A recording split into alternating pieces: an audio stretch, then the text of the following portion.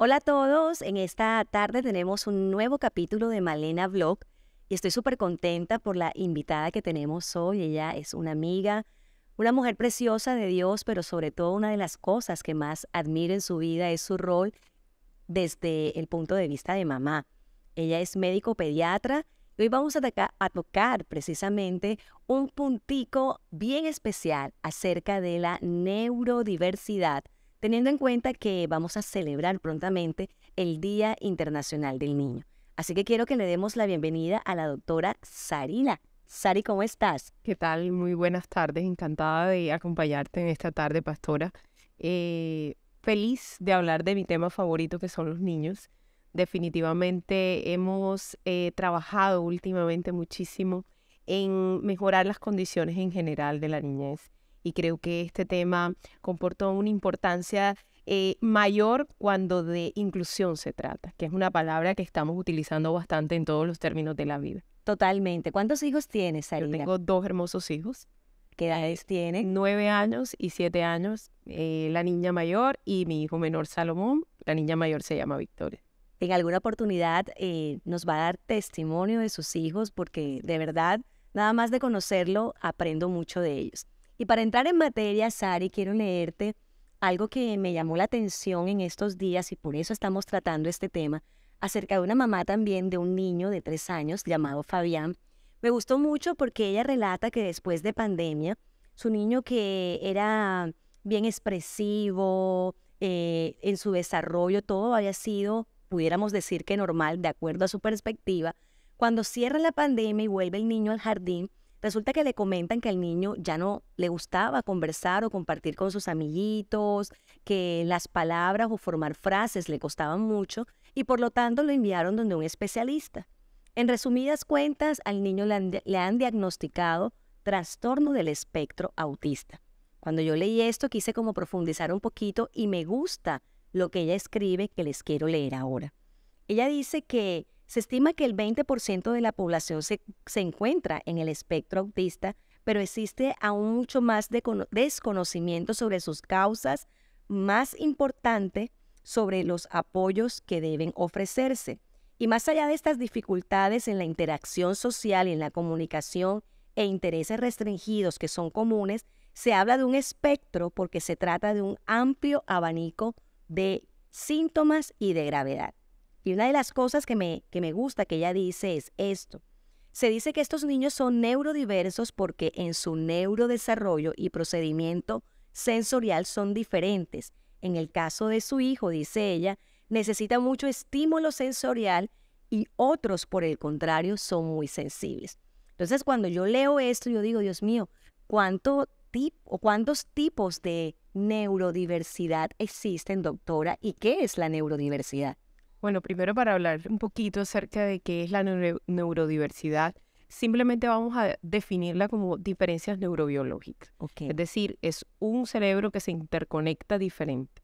Estas interconexiones diferentes condicionan diferencias, valga la redundancia, de comportamiento, de cómo reacciono ante las situaciones, los individuos y el pensamiento.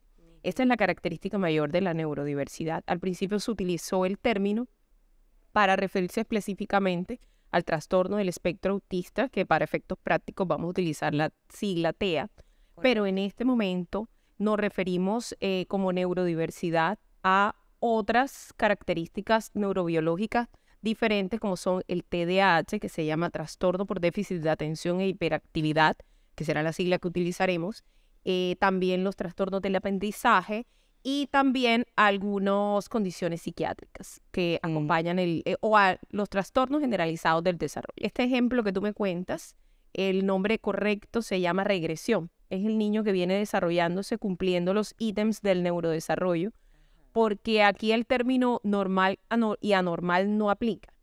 Digamos que el término que vamos a utilizar es típico y no típico.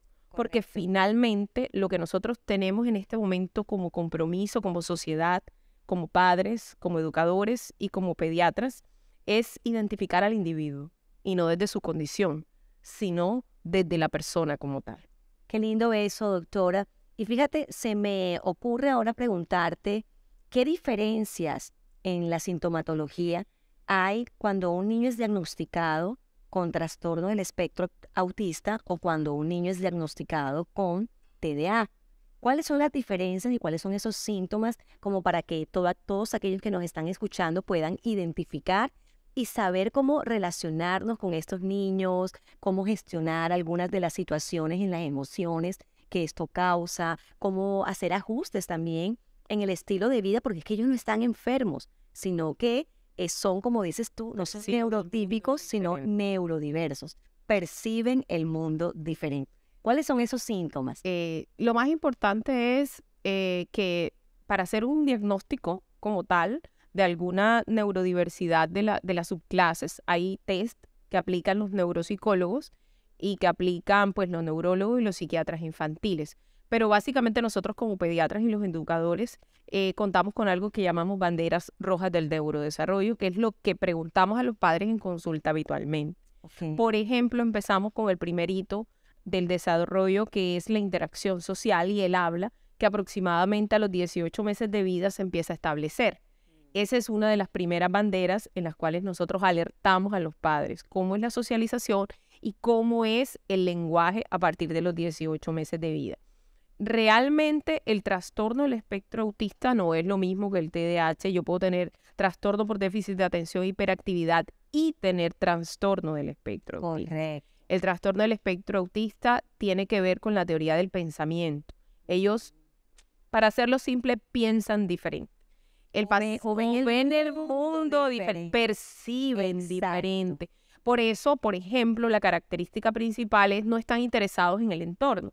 Si uno se atraviesa con un niño con un trastorno de espectro autista o un adulto, pues yo tengo estudiantes en el espectro que estudian medicina, lo puedo identificar porque no hacen contacto visual, porque se conectan conmigo en la medida en que no se sienten invadidos, en la medida en que no se sienten sobrepasados. Entonces tengo conocimiento y puedo llegar hasta ellos, pero típicamente es el niño que uno entra a la sala, por ejemplo, yo que soy pediatra entro a la sala, buenos días, y Juanito no voltea. No conecta conmigo, no reacciona como reacciona el niño neurotípico. Entró la doctora, me voy a poner a llorar, te voy a mirar con cara de desconocida, ¿quién eres tú? Ese es como una de las primeras preguntas que uno le hace a los padres, y el lenguaje. Por eso debe ser importante, doctora, como aprender a conocer a estos niños, entenderlos también, y es cuando uno entonces puede hacer esos ajustes. No es que él no me vio, no es que, sino que reacciona diferente por la perspectiva con la que él ve el mundo alrededor. Total. Básicamente es así, teoría del pensamiento. Entonces, el ejemplo que le digo, no está interesado porque su cerebro no es capaz de decir, yo tengo que reaccionar de esta manera. No reacciona de esa manera. Como llegó alguien, estoy interesado en saber qué pasa porque yo quiero seguir en este tipo de pensamiento. Es básicamente una forma sencilla de decirlo. El trastorno por déficit de atención y hiperactividad, que es mi pasión. Tengo muchos pacientes con eso.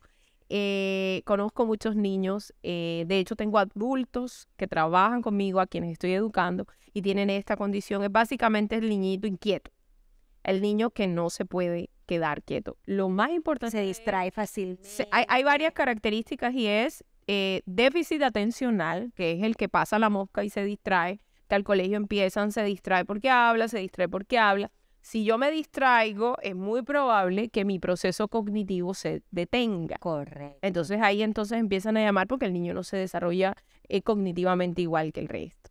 Déficit atencional e hiperactividad, es decir, tienen inquietud motora, se llama. Y hay otra parte de la inquietud motora que se llama impulsividad. Yo puedo tener el combo completo o puedo tener una de las conductas. Hay muchas cosas que pueden venir acompañadas una de las otras. Pero básicamente lo que me preguntabas, y es cómo yo reconozco a estos pacientes, porque es que realmente nosotros como sociedad le debemos a la madre del niño y al niño la posibilidad de que puedan coexistir en nuestro medio sin hacer juicios de valores. El niño con TDAH no puede parar de moverse. Su corteza prefrontal, que es el área que nos permite a ti y a mí estar aquí sentadas en esta tarde, disfrutar esto y decir, estamos grabando en esta posición, y poder llevar el hilo de la conversación, madura típicamente a los 7 años, y en estos niños demora más. Ahora, perdóname, doctora, Es decir, que podemos concluir o ir concluyendo que esto no es una enfermedad como tal, sino una condición Es una del condición cerebro del niño que tiene, por supuesto, un desarrollo diferente y ellos pueden cohabitar, coexistir, lograr cosas. O sea, Absolutamente. En la historia hay muchísimos pacientes, muchísima gente que a través de los tiempos ha tenido este tipo de condiciones.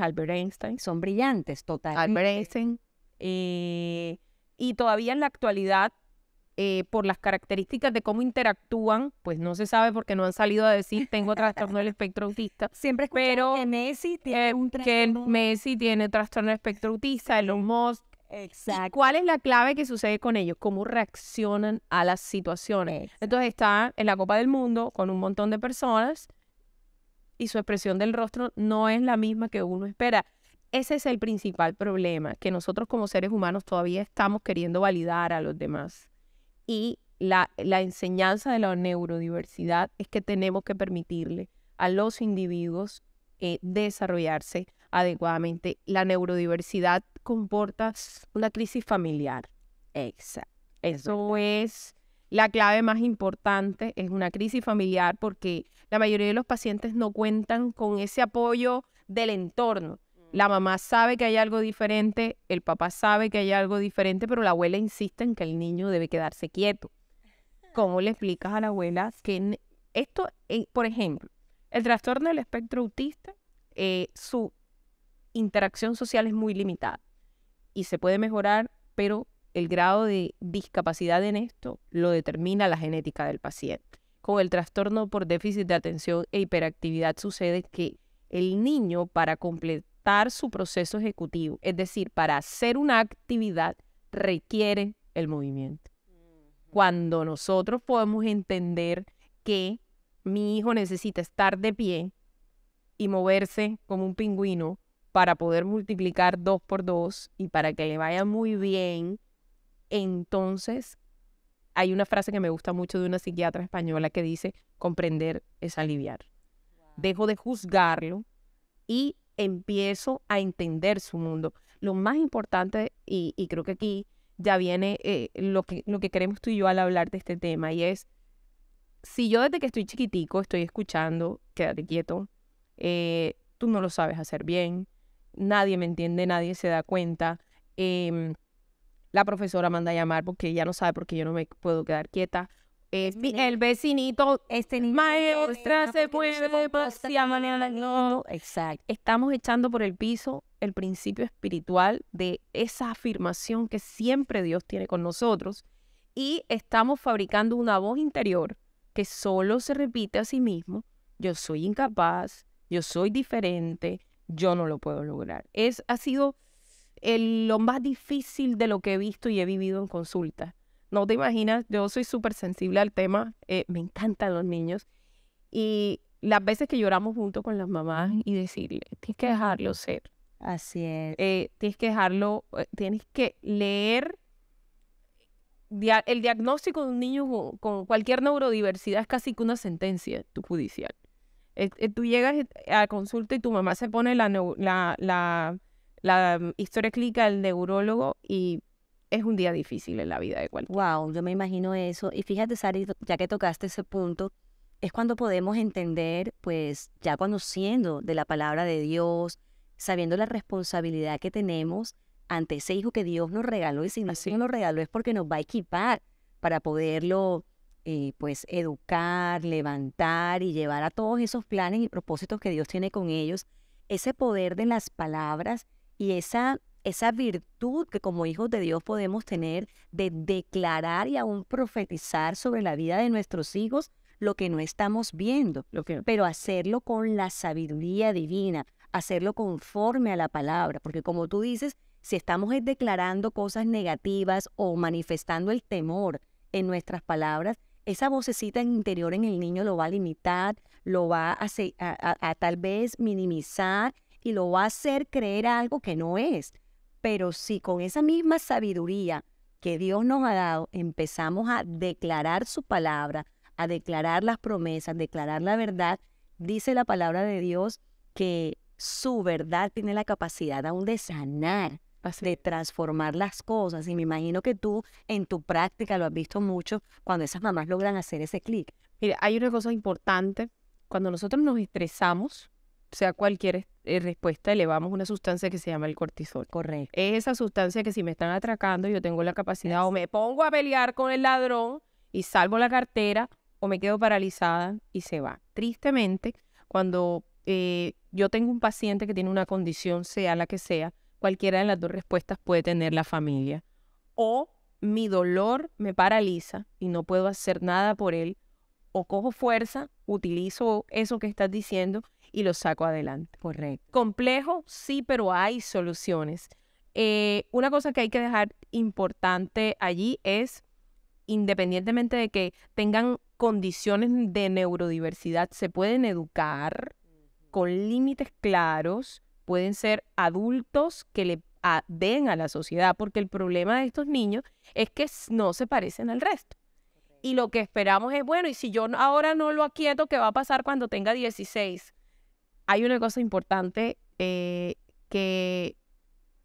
repito en mi cabeza cada vez que me encuentro con con un paciente de esto, y es: instruye al niño en su camino, y cuando fuere viejo, la garantía Dios no te la da a los 5, a los 6, a los 7, ni de adolescente. Te dice, cuando él sea un adulto, Correcto. entonces él va a sacar el amor que plantaste, la paciencia que plantaste, los besos que no negaste y los abrazos que ofreciste. Las palabras De fe que dijiste se van a demorar, dice Dios, porque es que cuando él sea viejo y esté preparado y haya superado, sacará del tesoro de su corazón lo que ha sembrado. Tremendo esto. Sari, se me viene una pregunta en la mente y es, bueno, hemos hablado mucho del niño, de los síntomas, de cómo poder manejarlo, pero cuando tú atiendes a estos niños, también, por supuesto, empiezas a conocer el corazón de esa mamá llena de temores, de esa mamá con incertidumbre, que tal vez apenas se está empapando de todo este tema.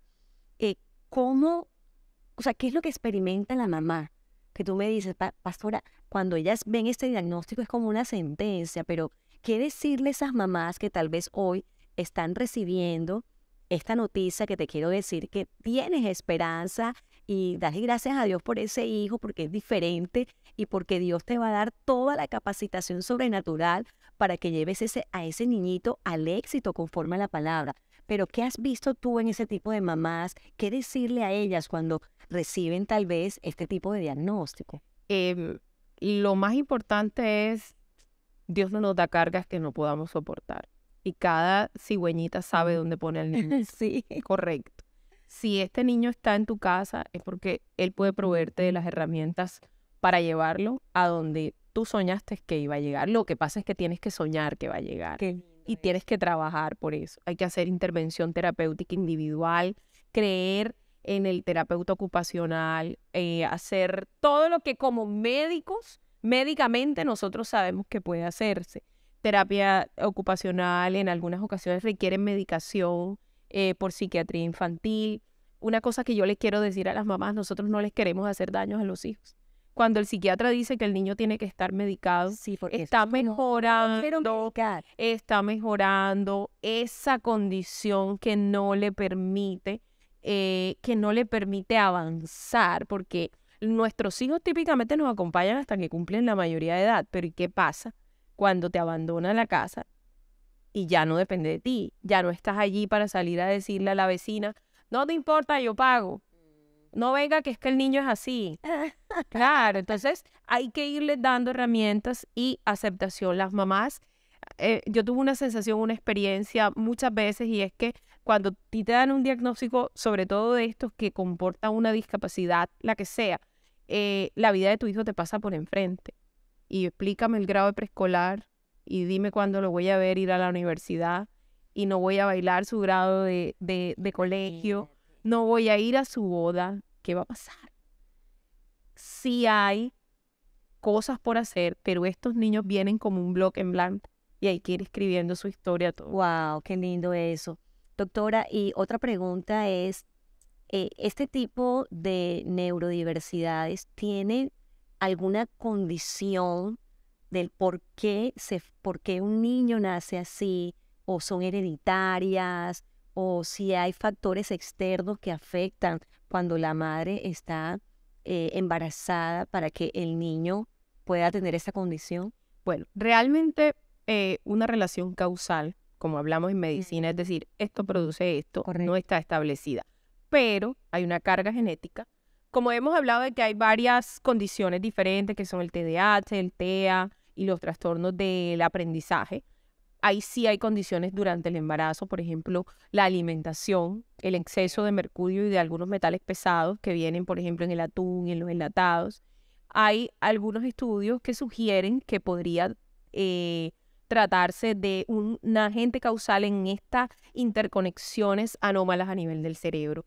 Hay otras teorías que se mencionan como la permeabilidad intestinal, que realmente existe, que estamos trabajando ahora mismo en medicina muchísimo, y tiene que ver con los malos hábitos alimentarios, porque cuando yo tengo el mal hábito alimentario, mi intestino permite la entrada de sustancias que en un cerebro que está en desarrollo pueden llegar a depositarse. Entonces, puntualmente, no hay nada que yo pueda decir, si quitas esto podría pasar, pero sí hay predisposición genética, hay una carga genética importante, y hay una cosa que es algo limítrofe que hemos venido viendo en los últimos años, que hay sobrediagnóstico de algunas cosas, pero realmente no hay sobrediagnóstico. Es que hay unos pacientes nuevos que no sabemos que tienen, que no encajan en ninguno de ellos, y son los niños expuestos a exceso de pantalla desde edades muy tempranas, porque hay que decir que las pantallas alteran la percepción del entorno y afectan el neurodesarrollo. Ese sería otro tema, pero para decirte Que sí, ya están descubriendo estamos, eso. y está ahí, por eso la sociedad, la Academia Americana de Pediatría dice: no uses pantallas de ningún tipo en menores de 2 años, porque las pantallas te dan una impresión en 2D y el mundo es en 3D. Wow, tremendo. Entonces, si yo paso tiempo de mi vida creyendo, o sea, el cerebro se desarrolla pensando y alterando la espacialidad. Y de ahí todo. Lo más importante, y ahí se oía, es lo que te digo, los niños vienen como un bloque en blanco y nosotros ponemos los puntos importantes que queremos escribir. Ellos traen una carga genética en general, ¿no? Hablando de los típicos, de los neurotípicos y los neuroatípicos.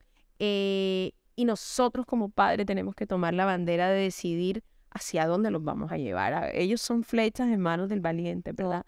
Saetas en manos del valiente. Totalmente. Depende del arco. La flecha está lista.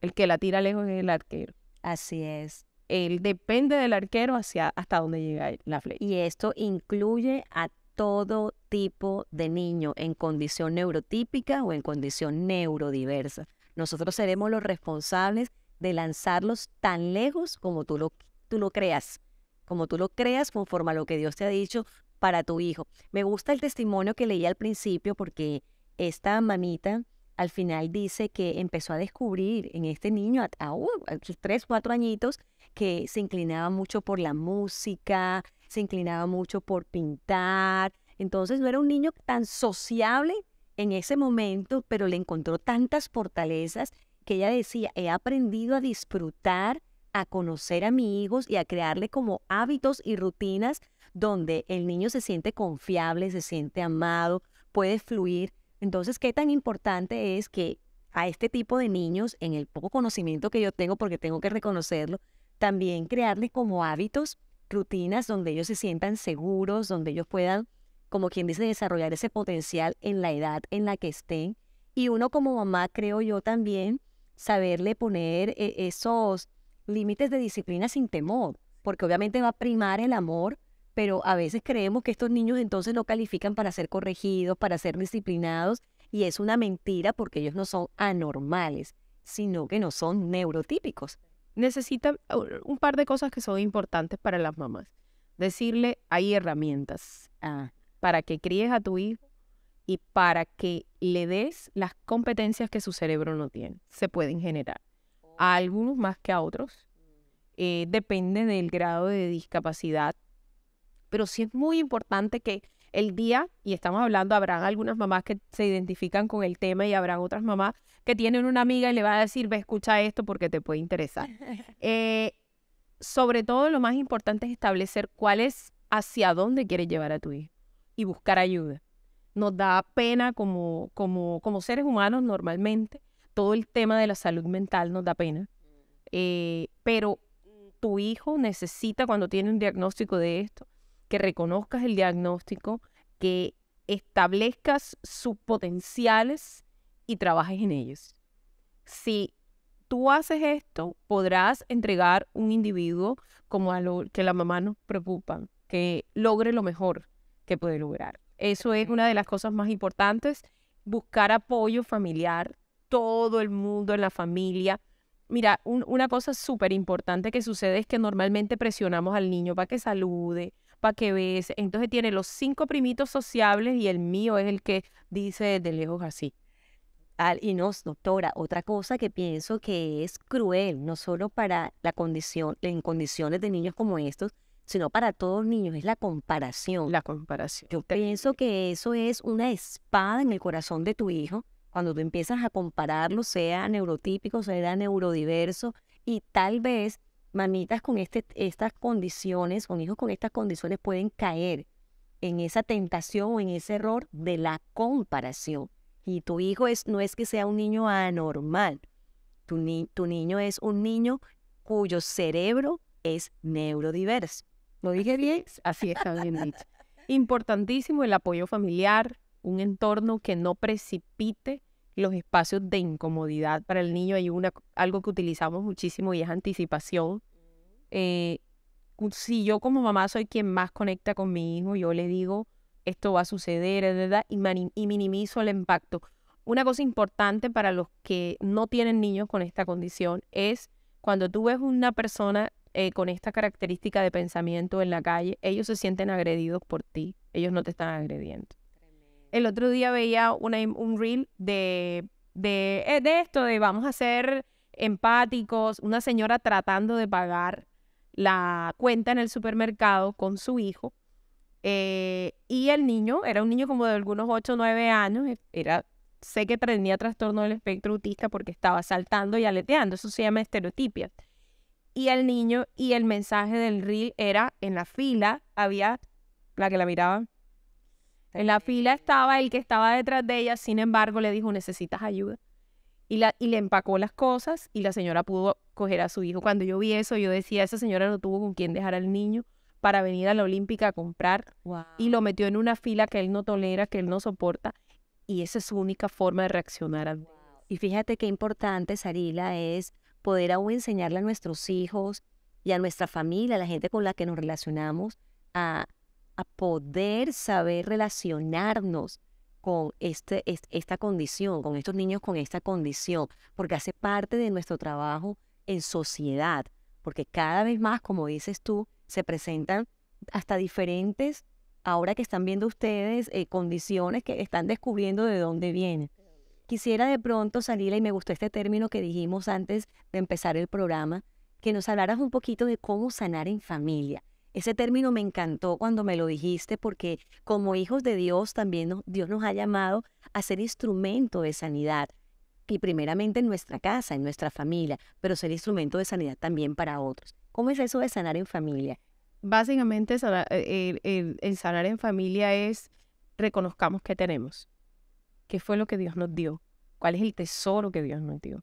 Y lo que le decía al principio, si este es el niño que creció en mi vientre, es porque yo tengo todo dentro de mí. En la fibra de mi alma está, aún ahora no lo puede identificar, lo que él necesita. Así como su placenta estaba conectada conmigo, yo soy quien tiene toda la autoridad espiritual y emocional para ayudarlo a completar su vida. Cuando nos empoderamos, cuando decimos que vamos a tener días en el que vamos a decir esto está demasiado difícil, pero entonces es cuando buscamos la herramienta que nosotras tenemos y es orar, es entender la misión, una misión que pareciera poca, pero que es muchísima, cuando de verdad eso es todo lo que tenemos. O sea, seríamos como la viuda pobre. Si yo tengo una sola monedita y es ese niño y yo puedo transformarlo y más adelante Dios puede hacer algo con él, wow, seremos como esa que ofrenda todo lo que tiene. Fíjate qué tema tan interesante el que empezamos a tratar hoy. Tal vez podamos tener una segunda sesión acerca de este tema. Creo que hay mucha tela por cortar, pero qué lindo que si hoy nos pudiste escuchar y eres mamá y tal vez estás experimentando o afrontando una situación como esta en tu familia, hoy te quiero animar, decirte que hay esperanza, hay recursos, hay profesionales y tienes la palabra de Dios, el Espíritu Santo como tu mejor ayudador para sacar adelante a ese hijo y lanzarlo hacia el destino profético que ya Dios ha declarado para él. Así que si te gustó este blog, yo te invito a que nos coloques un like, que nos dejes tus comentarios, que lo puedas compartir a amigas o a personas que tal vez están también criando a un niño neurodiverso. Y si tienes algunas preguntitas, déjanoslas en la cajita o en los comentarios para intentar respondértelas y me comprometo en este momento a poder tener una segunda parte en este tema y tratar un poquito más profundo acerca de todo esto que nos interesa a todos como mamás y sobre todo en este Día del Niño que se acerca para que tú y yo podamos relacionarnos de la mejor manera y entender a estos hijitos preciosos de Dios que seguramente llegarán muy lejos. Muchísimas gracias por la invitación. Siempre que pueda venir a hablar de mis niños, cuenta con esta tarde deliciosa. Muchísimas gracias a ti, doctora. Mucho que aprender todavía. Sé que hay muchas herramientas que todavía nos puedes seguir enseñando. Y a ti que nos escuchas, yo te invito a que actives tu campanita para que te lleguen nuestros vlogs y nos vemos pronto. Esto es Malena Delgado Blog.